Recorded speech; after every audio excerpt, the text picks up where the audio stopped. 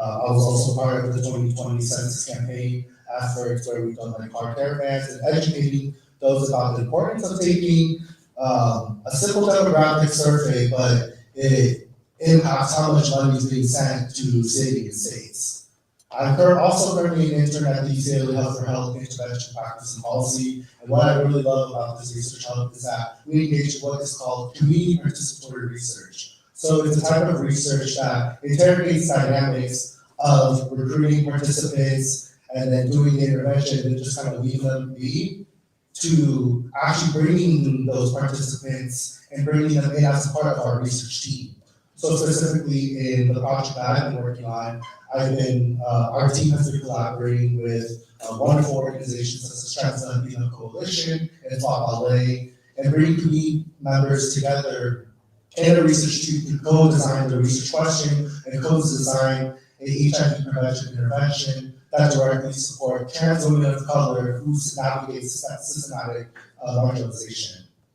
Considering that I'm at an international youth conference here today, I do want to take this platform to share one youth-related project that I was involved in with Dr. Turner here, a social welfare professor here at UCLA.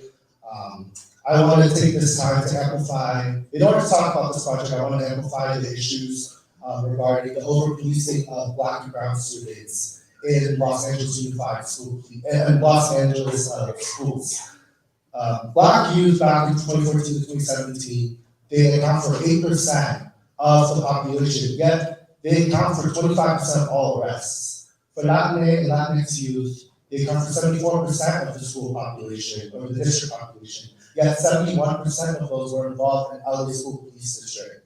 And 25% of all arrests within youth came from elementary and middle school students. So this really calls into question, does policing really keep community members safe at schools? And I already know.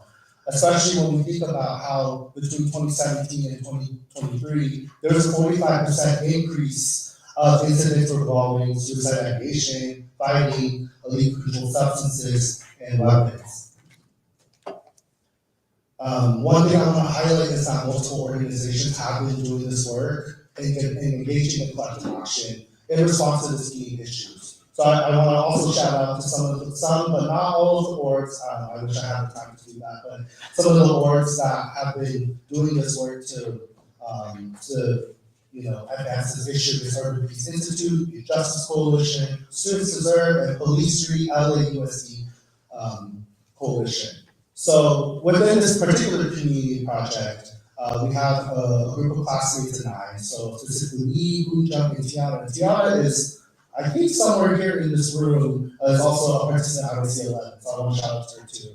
We worked with Dr. Turner, Sally, and Laura to raise consciousness about this issue. And we specifically worked on a project where we developed what is called a policy leave behind. It's pretty much a two-pager that we sent to policymakers to address certain issues. And we specifically needed to talk about the issue of soft policing. So to define soft policing, it's pretty much the mechanism that in which policing culture is reproduced in certain areas, especially like in the schools. So the ways in which teachers are complicit with school police, the ways in which we use, in the realm of restorative justice, they use restorative justice as like, oh, it's just the RJ room, and treat it basically as if it's as a reproduction of like detention. And so this organization that we specifically collaborated with was from Alliance of Boys and Men of Color, and this organization has been having issues specifically educating policymakers about how policing is not just something that is within the law enforcement realm. It's within everybody. Everybody reproduces policing tactics in our own head in our own ways. And it was really important within this policy leave behind to address such issues. So within this leave behind, we put in our document to define it and how it impacts community, as well as propose certain solutions and ways to address it. And so a couple lessons that I want to share out in regards to this particular project. One, I think it's important to connect your support and resources to community boards who have been doing this work. So I think it's important to come, especially when you are connected to an institution or organization with ample amount of resources, efforts, and people, I think it's important that when you reach out to community, you meet them where they're at and you ask them, what do you need to support? Because again, community organizations, they have been doing this work. They have been doing this work for a long time out of resilience and just out of pure survival. So they already have the strengths and needs to be able to withstand some of the things that have been going on. And when you ask them, honestly, all they need is your help and your support. And it's important to meet them where they're at and have those conversations and not just engage them at the table, but to center their lived experience so that we can figure out, okay, how can we really address the issue? Because community members are tired of just being at the table and being heard and be validated once, and then they're like, okay, like I guess there's nothing that's gonna happen. Or there's no direct action. There's no action that is directly connected to their needs. And so I think it's important that when we engage in those efforts, that we center their lived experience when we propose solutions and meet them where they're at and see what resources they have, what you have, how we can leverage those resources together to create real change.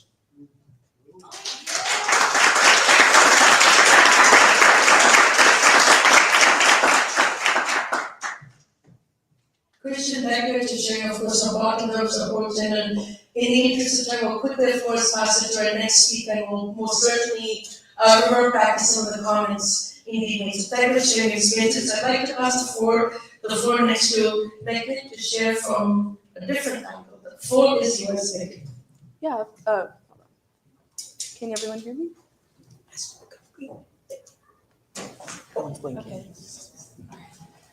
Okay, everything works. So I just wanted to quickly introduce myself. So my name is Makli Akaba, and I'm a 22-year-old youth leader. I'm quite involved in not just my local community, but the community abroad across the world. So I am a young professional, so I'm a global diplomacy aide at a very small NGO called Diplomats Without Borders, and it's headquartered in The Hague. And I do incredible work there, but I'm also a volunteer. So I'm a youth tutor through the IRC, which for those of you that don't know, is the International Rescue Committee. So I tutor and I mentor local refugee and asylum-seeking high school youth in my local community that have just arrived, and I help them with social integration and school and college readiness and SAT prep, and I find that kind of work really rewarding, and I kind of see myself as a perpetual volunteer just in the sidelines, just doing the critical work that the community needs. And I'm also a global youth ambassador for Their World, which is a children's charity. And I'm also a Positive Peace Ambassador for IEP, which is the Institute for Economics and Peace. And I'm really excited to be here with these fellow panelists, but one thing I did want to quickly gloss over is that you don't necessarily have to be like that perfect person to get involved. I know a lot of us sometimes feel underqualified, or we don't feel like we have enough experience, or we don't have the right personality, like maybe we're not as talkative or as extroverted, or we're not really like people persons, but anyone can get involved. You don't necessarily have to be a founder or like a business person or an entrepreneur. I know sometimes it feels like that path is like shoved down our throats. But you can get involved doing anything, like especially for me as a volunteer, sometimes it's like you don't have a title, you're just a volunteer, and it seems like the work you're doing doesn't really play a role in like the bigger picture.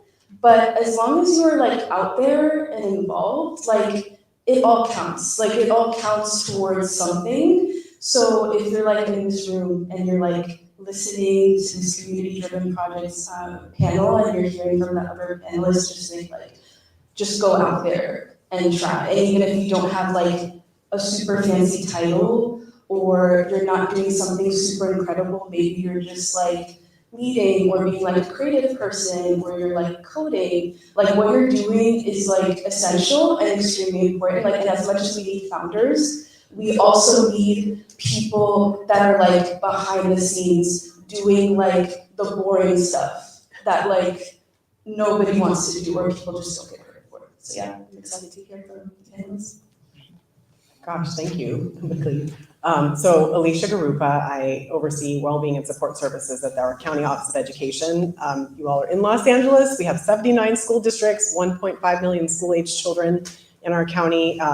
And you almost sort of teed it up. I have a title, right? I'm Chief of Wellbeing and Support Services. That sounds really fancy, but I really believe like the magic that I can bring to this work has more to do with how we engage with community, right? In this, in systems, right? I've worked in systems. I have a social work background.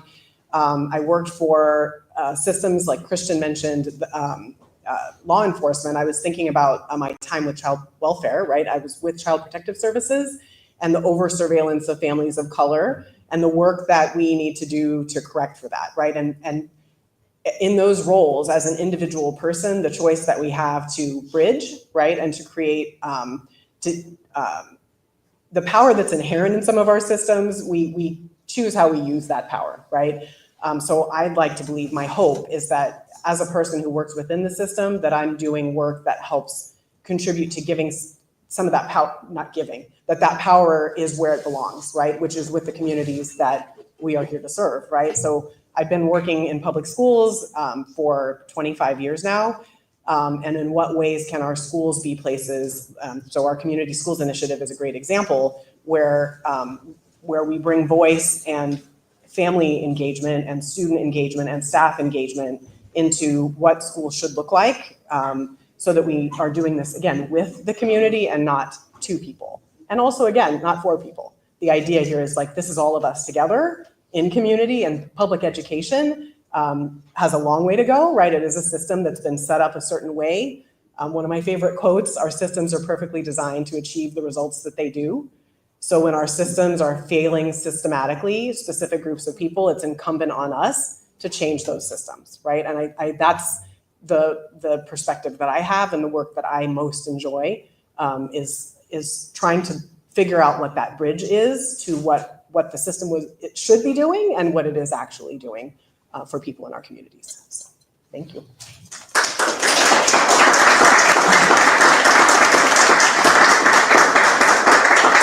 Thank you very much for the opportunity to speak right now.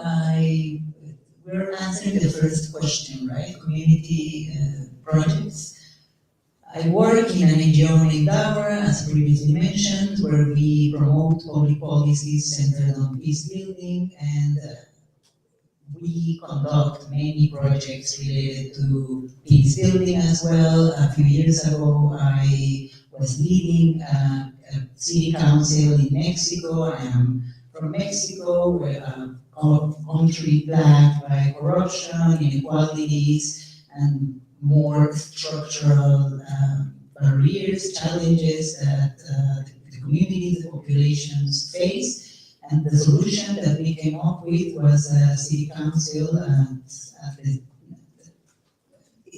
The name was city council, even though the project was at the municipal level.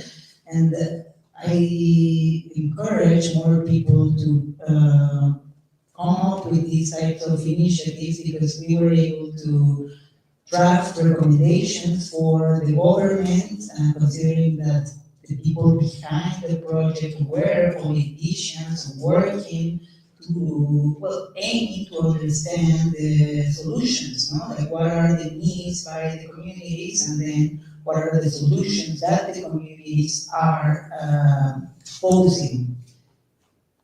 So the city council was a successful initiative for us. However, later I learned about more innovative strategies to bring the voices, especially from youth, because we were working with young people, to make a better impact, to be represented in decision making spaces, and not only be heard at those spaces, because that was the problem that we encountered. No? We were collaborating, engaging with the local government. However, our recommendations or the solutions that we posed were not necessarily being implemented. Later, I traveled to New York a few years ago to study a master's in political economy. I also have a background in social work as my undergrad studies, and I was able to advocate at the UN in international decision-making spaces. We in our joined different networks, as a few of them mentioned in previous segments. For example, a major group for children and youth, which is a network where young people can participate in events and share their ideas among themselves, their communities, more NGOs working on these topics, the sustainable development goals, mainly because this network cares about the pillars behind the United Nations. Another network that we were able to join to in Fonagua was YONGO, the official youth constituency towards the UNFCCC, the Treaty of Paris, the treaty dealing with climate change issues. And I served in many community-driven projects, including Fund for Participation. That is an initiative where, in collaboration with YONGO, we advise, assess youth to tell them how to better engage with politicians, how to propose and how to present their initiatives in using different tools in online platforms, for example, or most importantly, while in the scene, in the UN and decision-making spaces, to come up with better strategies, those that can be impactful and actually make a change. So those were a few projects where I, along with my NGO, was able to work.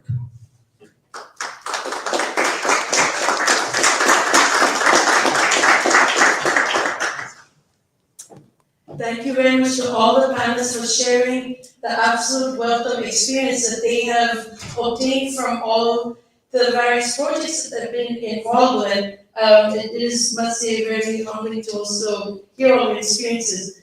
Now that we have heard what are some of the initiatives you've been involved with, going into that, sometimes we encounter challenges. So what we'd like to hear from all of you is what are some of the challenges that you have encountered while participating in various projects. So I'd like to first pass it to Megli, and we'll go to different artists so that way we can do it a bit differently each time. So Megli, the floor is yours.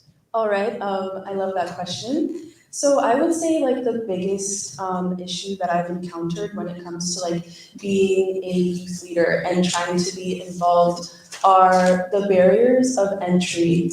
I feel like sometimes, depending on the event that you may want to go to or the project that you want to be on, there's just so many different barriers that come in the way of participation. And sometimes that is simply just not being accepted or like credentialed as like a young leader, not being taken seriously, especially, and I can speak for the international relations field, which is what I'm most familiar with. It is a field where it's very common to be like a lot older or senior level, and there isn't as many spaces for youth. And I think I heard in these past few days the word tokenism being thrown around, and I can definitely see that. It seems like there are such limited spaces for youth, and so that is one of the problems. And another thing that I have encountered recently is just the problems that come with like organization. Sometimes you aren't given a structure a lot of times when it comes to projects, and you're dealing with so many different kinds of people, and everybody has their own interests. And a lot of times it takes like negotiating and being very like communicative on what your goals are. So I would say that like those are the very specific challenges that I go through. And a lot of it just really requires you to just be confident and kind of just throw yourself in there and allow yourself to make mistakes without the fear of being like perceived differently because you're young or you're inexperienced or you don't really know all the right things to say. And I've just learned that it's like a journey. And it's not a journey that you're gonna wait to start at a certain age when you're ready. Like there really is no like being ready. You just kind of have to do it. And over time, you just like figure out what it is that you need to do to like really like push yourself even further. And so a lot of it is just like being really patient, and oftentimes it's being mentored. Like I have a mentor that has like years and years of wisdom and experience ahead of me, and a lot of times I get to skip a lot of those unfortunate moments because I am mentored and they can sort of see things before it happens. But a lot of the challenges are to be expected. I can get a little specific here, but through the volunteer work that I do, a lot of it is through IRC when I'm tutoring, and sometimes one of the kids is like stuck on what to say. A lot of times it's improvisation that I have to do. And when I'm creating curriculums, it's oftentimes on the spot. So you just kind of have to be the kind of person that wears all kinds of hats and can sort of improvise what to do, and someone that's just not afraid of failing. Just try to be the person that's not afraid to make mistakes, and that is just what I recommend. Thank you for sharing your advice. And definitely seeing from that level, access is definitely an issue that we all discuss, and how do we improve that through the various channels, and perhaps, clearing also some stereotypes what are causing these barriers. So thank you. With that, I would like to pass it to Christian, and then in the interest of time, we'll proceed to Christian, Jorge, and then Alicia. Christian, the floor is yours. Awesome, thank you. I think a barrier that I've noticed when I'm involved in certain organizations, as well as just observation from other organizations I've seen, I know one of the biggest barriers is walking that tension and navigating the barriers between addressing what the community needs are and addressing institutional desires. And so I see this particularly what's called the nonprofit industrial complex, where nonprofits typically want to fund certain projects that advance a certain movement or a narrative that may not be in the best interest of community needs. So a lot of times, community projects, especially from grassroots, have to call themselves into question, ask like, oh, is it worth even getting this funding source if it means that we can't even do what we want to do? And I argue, no, I think it's worth to maybe find other funding sources, or even if it's at a smaller scale, to build that program anyways, to build that project, because at least you can say that it comes from community values. And McLean, I really want to thank you for sharing your point about like this impact, because no volunteer should ever be deemed as important. No community project should ever be deemed as small because it's not on a large scale type of thing, or because it's connected to like a larger institution.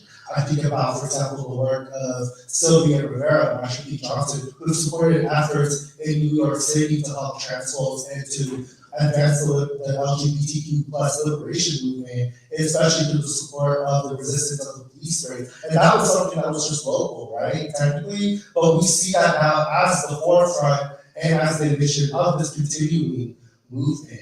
And so I really want to emphasize that point, is that community projects are nothing just something that's small. Because as long as you're rooted in those community values, that's all that matters. And who knows what opportunities come along the way where you can get increased funding, where you can, grow that scale. But I will also want to say at the same time, like, it is always a walking tension every time to have to navigate those two things, especially when you're connected with certain funding sources that want to do certain things, but the community's like, no, I don't want to do that. I've seen in certain boards that's like, no, like, I don't want to perform for our funders. Like, I want to just be able to do things the way that we do it. And I think that's something that needs to be respected. And for somebody who is in a privileged, especially for me, someone who's in a privileged position, and for any one of those who are in privileged positions connected with organizations, you need to sit by and stand with your community on that. Yes, there's a negotiation aspect that is involved in making sure the balance like those needs to decide. So at the end of the day, your conversation still needs to be centered about your lived experiences of your community members and what they want. Because again, they've been doing this work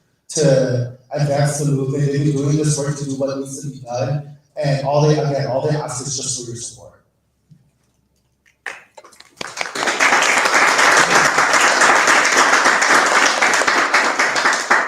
In Agora, we see different challenges, especially, and I would highlight two. The first would be the gap between the academic world and the practical world. No? I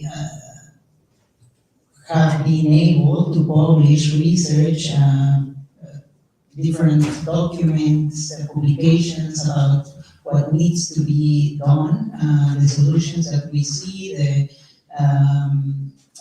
the many ways to address all the problems and the needs, to address the needs that we have as young people mainly. However, when speaking with politicians, that doesn't seem to be enough. They want better solutions, even though we show the data, we describe the problem in different ways, not trying to make them attracted about our proposals. They don't want to listen, no? Even though the data is there, the reports are there, the publications are there. So the question would be why? Maybe we may need to come up with better communication strategies. And participating in Yongo has taught me that young people also face another challenge, mental health. The Yongo is a network working on climate change issues, and many young people want to participate in decision-making spaces, in projects related to climate change in order to address those issues. However, the challenging environment, the lack of support, and the anxiety about the future, the uncertainty that we face is impossibilitating young people to act and to address those situations. And the governments, the UN agencies, the many institutions involved invested efforts to support young people to participate and to make their voices heard when, and we know by first hand, by participating in those networks, that what they should be doing is to invest in mental health in order to allow these youth to implement their own initiatives or to participate in other initiatives. So those would be the challenges at the moment. However, I can definitely talk about more challenges that we face. Thank you.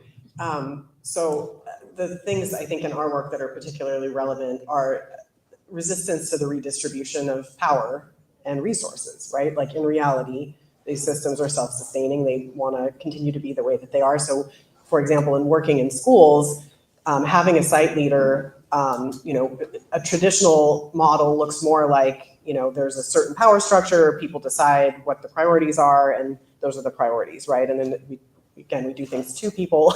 We give them the thing that we think they need. It's top down. It's as opposed, the work lies in it really engaging with people and slowing things down, and also a willingness, honestly, to give up power on the part of folks who hold it by virtue of the positions that they're in. I think that's a huge consideration. And another one has to do with remembering to think about voices that may not be at the table yet or at all, right? That it's not just listening to who's showing up, but asking, who isn't here or whose voice are we not hearing as we're working through, a community need or identifying priorities that we have to actually consider who might not even yet be engaged in the work that we're trying to do together.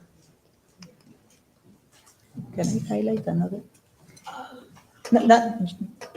Just because this participation reminded me of another challenge that I wasn't going to add, but I think is important and related to inequalities. Insecurity, like young people want to go to the streets and take institutions and conduct campaigns, speak with decision makers. However, in many cases they can't because of the harsh environment that they face. So a better initiative would be to strategize with young people so that they can create their own spaces for advocacy.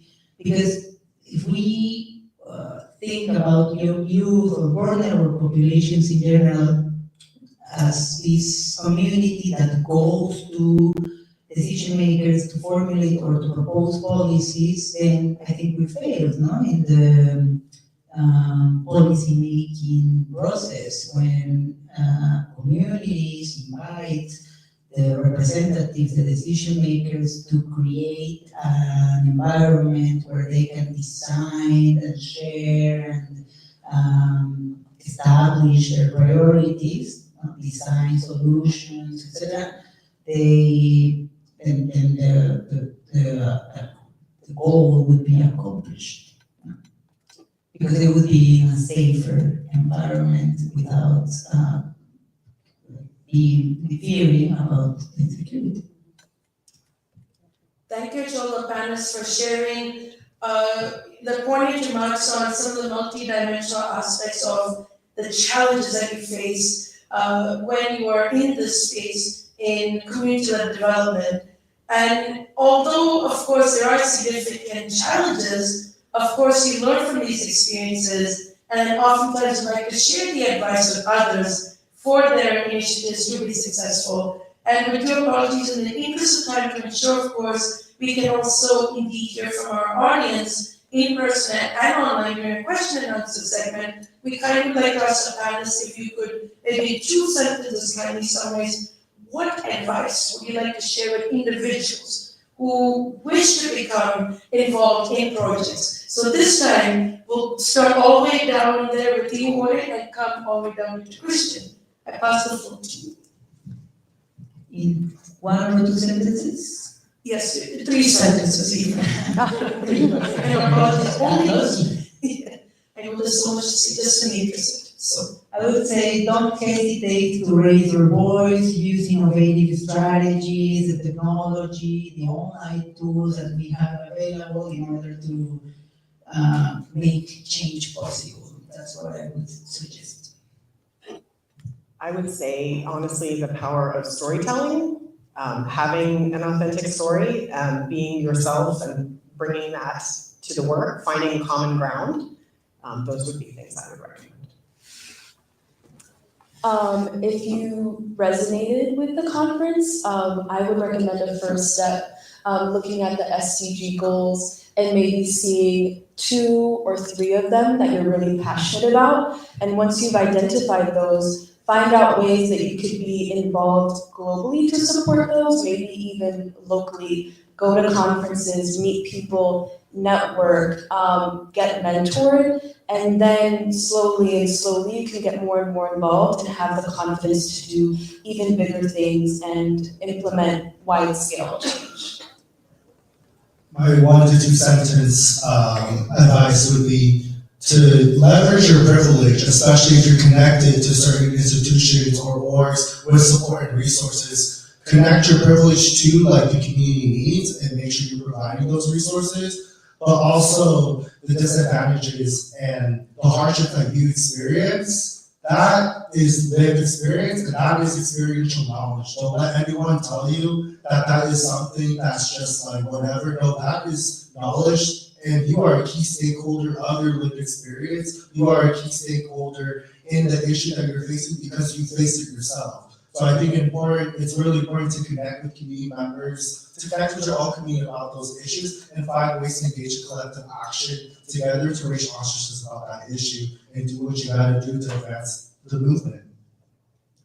Absolutely, thank you very much for your pointed advice. Again, apologies, I know there's a wealth of knowledge you'd like to share, that's because we do want to hear voice from the audience, and through actually our conversation with all you, we can indeed share more insightful advice. So now we'd like to open the floor to all the audience members for any questions like that. So yes, first we'd like to pass over to, yes, the young lady down there. If we could kindly ask, of course, some of our esteemed staff, thank you very much. And also online, if any of the viewers participate online have any questions or comments, please feel free to share in the comments box. I will be indeed delighted to hear from all of you. Yes, the floor is yours. Hi everyone, my name is Robin, and I was really thrilled to hear from all of the panelists. As someone that is of color and has experience living in the inner city in a different state, but recently moved here to see the issues are still the same within any urban city, what would you say, I guess anyone can answer, but specifically I would like to hear from the lady in the blue. Yes, I'm so sorry I forgot your name. Alicia, that's okay. Alicia, okay. Because you have worked in public schools for 25 years. What would you say, I guess because I'm a musician, how can we use arts, performing arts, music, and things like that to also, I guess, advocate, but teach at the same time and fill the community needs while still getting funding from the government? Sure. I'd be happy to connect you with, there are lots of wonderful community-based organizations in LA that work with schools to do healing arts programming.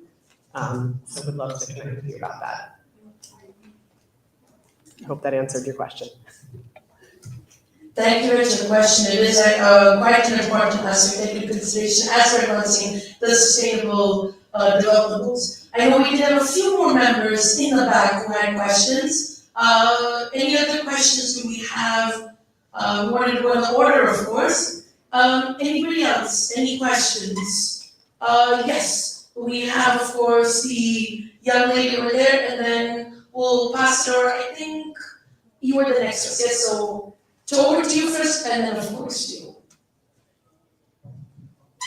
Hello, everyone. I have two questions for two people, but all of you are welcome to answer. One is for Christian. Christian, as someone who, I really heard in your talk that you believe in putting community first and, letting the community speak for themselves, especially when they're already doing such amazing work. I am wondering if you could maybe give one thing that you think we can do, not only as individuals, but as a collective, to give that power back a little bit, and maybe even, as a UCLA student myself, how can we push our own university to do such things? And then, while you're, marinating on that, I also have a question for Alicia. As someone who is interested in working in schools, who currently works in a school, and who loves working with kiddos, I would love to hear more about how you think we can get our educators to kind of get on board with us. I have noticed, there's a little bit of a disconnect sometimes within, administrators at schools, educators, between not only youth, but also their families. So I'm wondering, how can we create a community that is more connected? Not just between schools and youth, but also schools, youth, families, and then everything else at large. I just want to first say thank you so much for that question, because I think that is something important to really address. I want to make to Alicia's point about storytelling, and I think that is the first step. Not only storytelling, but also just their empathy for that narrative. Because when you're storytelling, you're creating what's called a counter narrative. Because a lot of the times there's a lot of dominant narratives about issues such as like policing that people tend to believe institution-wide, but yet when you engage in the power of storytelling and empathy, that's when we're uplifting what's called the counter-narrative, the narrative that addresses, the false statements and all the things, and addresses all the things that negates like from the dominant narrative. And doing that in a collective really requires connecting with community organizations. And I think for one example,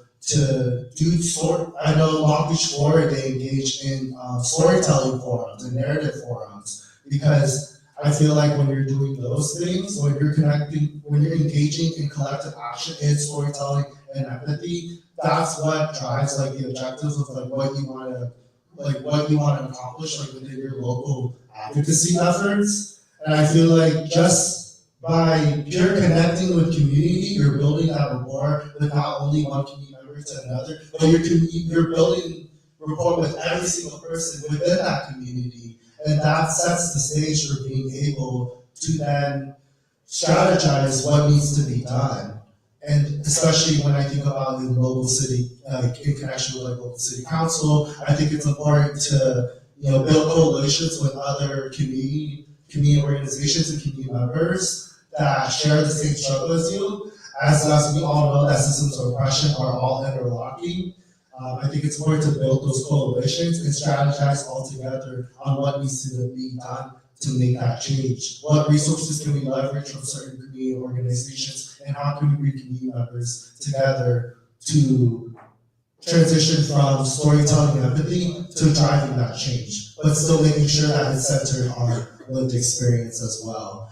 And again, I think I really want to reiterate that point of making sure that when you're speaking with other key stakeholders, especially like city council members and politicians, that you're still connected to your lived experiences and that you are referring to their lived experience and stories, not what from other people say.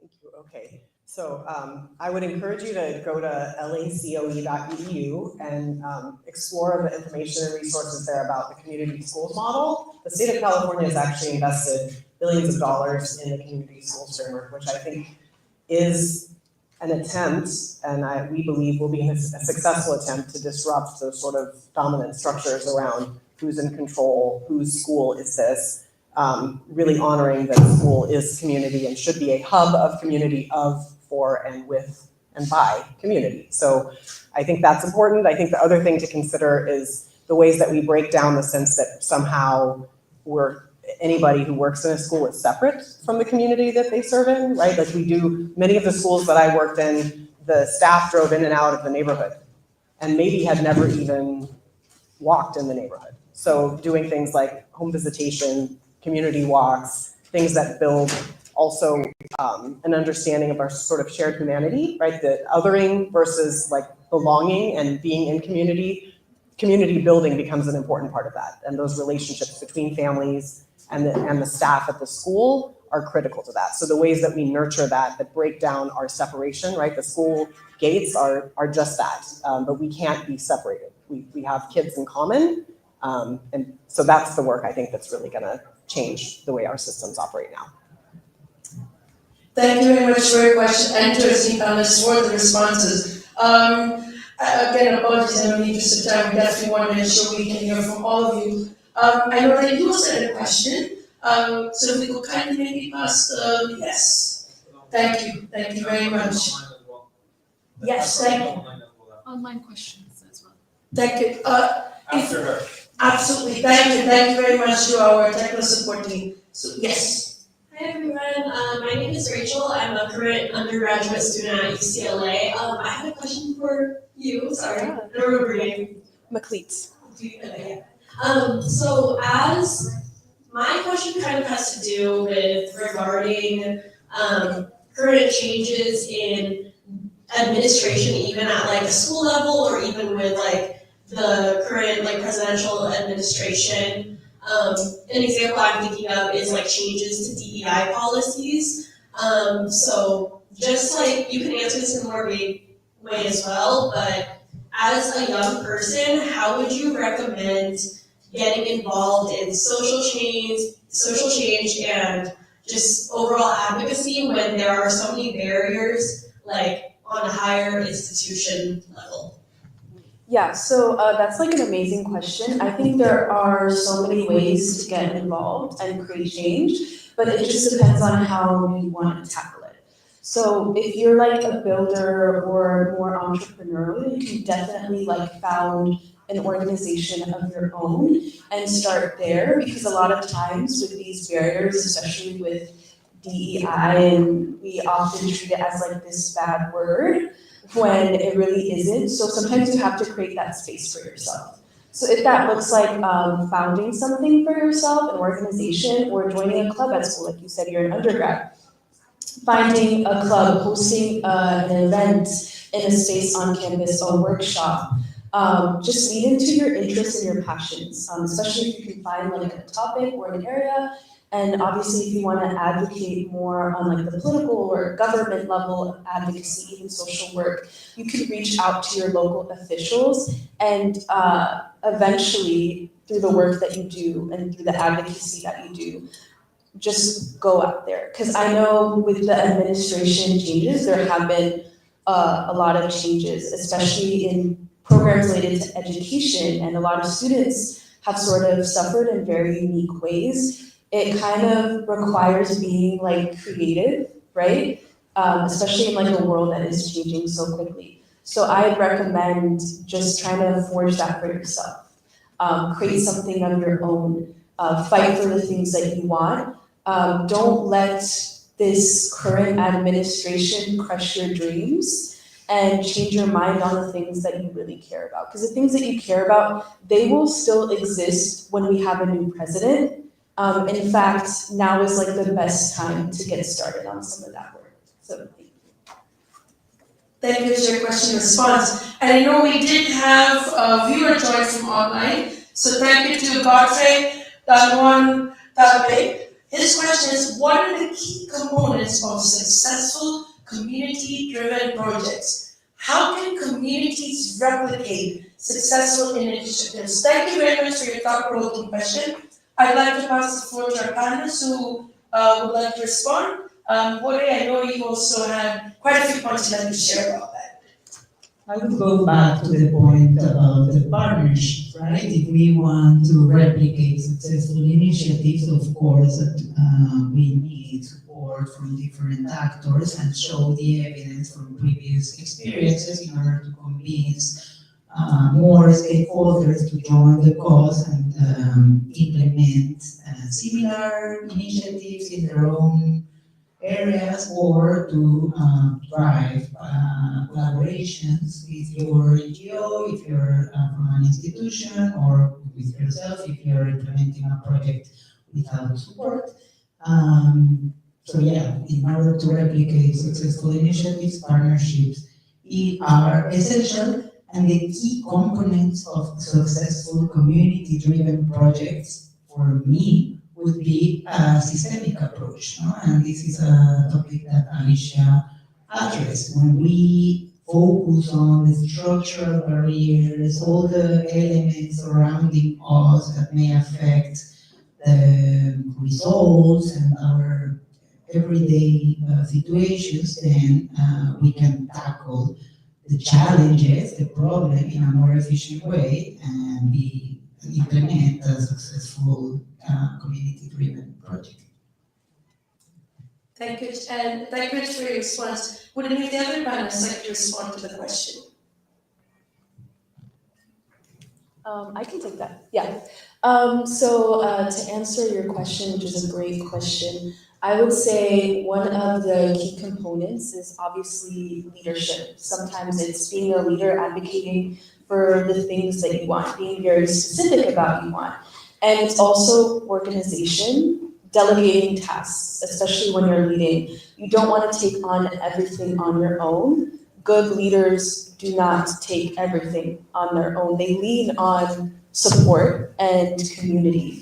So it's delegating tasks to people that can best handle those things, because everyone has their own strengths and weaknesses. So playing up on the strengths of the collective And sort of bringing all of that together is one of the greatest ways to really have an effective community-driven project. And really, at the end of it, it's hard work, sometimes sleepless nights, sometimes doubting yourself, sometimes wanting to quit. It's all part of the process, and just taking the good with the bad and just like going for it fully. I think all of what we've said, like if you could just put that all together,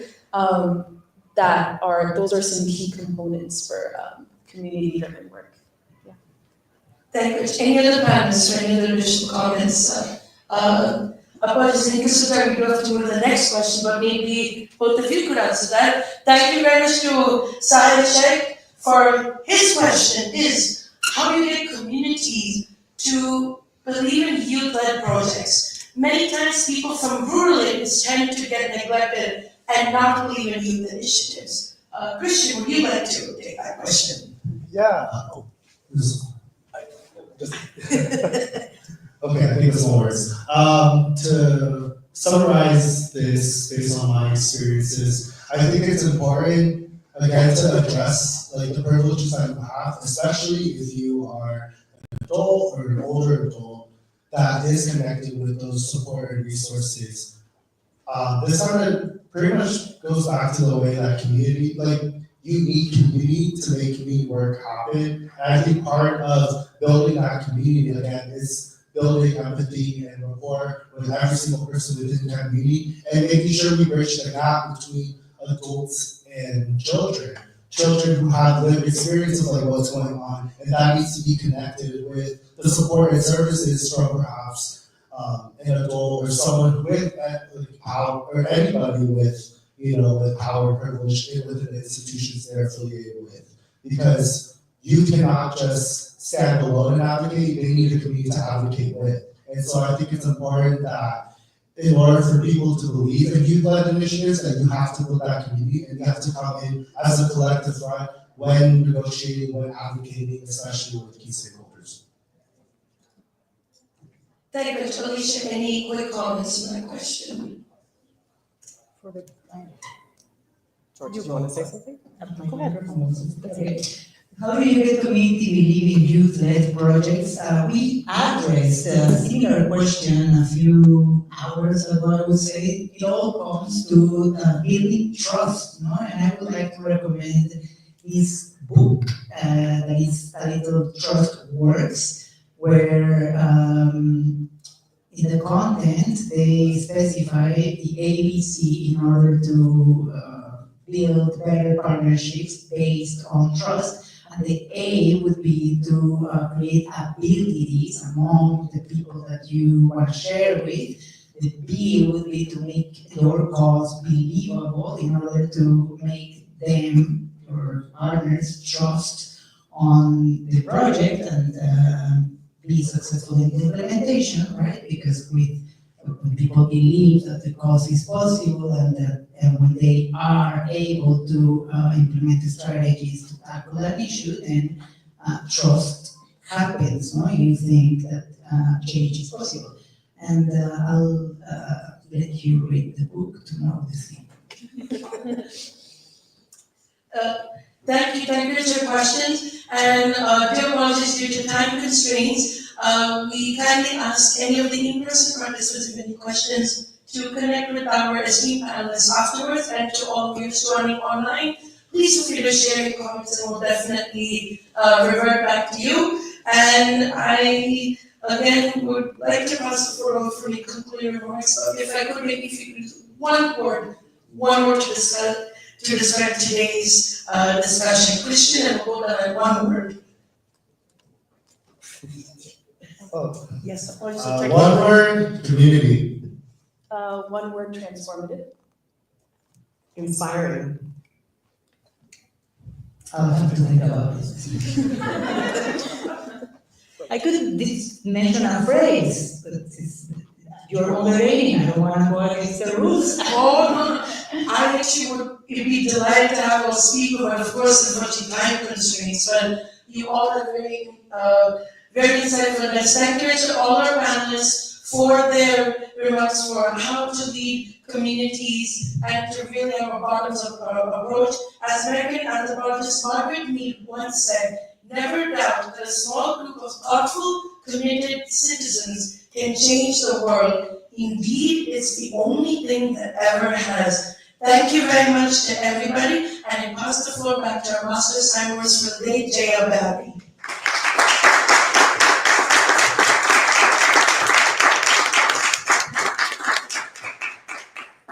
Alright, thank you, Aishu, and thank you, speakers. I really enjoyed that panel, and it was wonderful to hear all of your insights and your experiences. So we have about half an hour until our last session of the day, which will be a workshop titled Mental Wellbeing and Preventing Burnout for Changemakers. However, despite the fact that it is the last session of the day, please stick around until then and also afterwards because we have our cultural night, just as a reminder. So we look forward to seeing you in half an hour at 4:15 for this workshop and also afterwards for the cultural night. Thank you.